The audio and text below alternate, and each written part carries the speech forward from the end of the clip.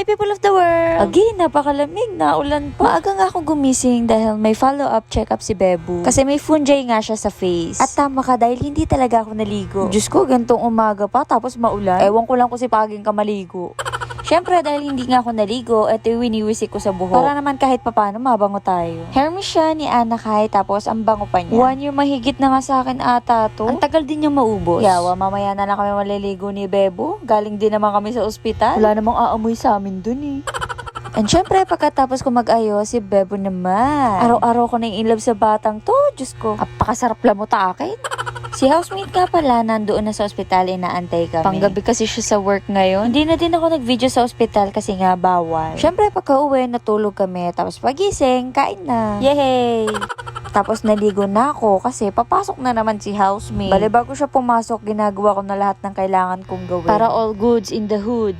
Kumain, maligo, maghugas, maglinis ng bahay, mag-ayos ng kwarto. Sakit kasi sa mata kapag magulo. Hi, being a mother. Nag-work na si daddy Baboy na po.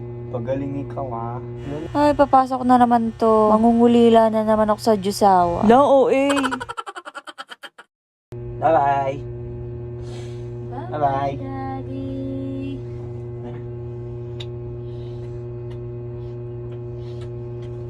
Mami kiss, mami kiss, mami.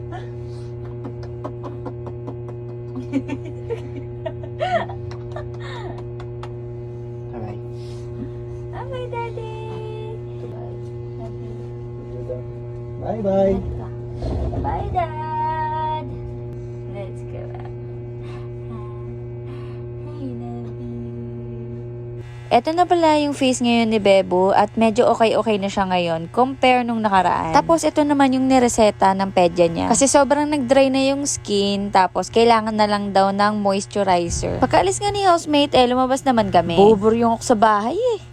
Habang nagmumuni-muni nga ako, nasa isip ko, nasaan kaya ang mga kachismisan ko? Ambot nasa gilid ko lang pala. Ay naka, walang bagong chismis ngayon. Anyway, ngayon ko lang pala nagamit tong stroller ni Bebo. Bigay ni Ate Dayan, kapatid ni housemate. Thank you, Ate!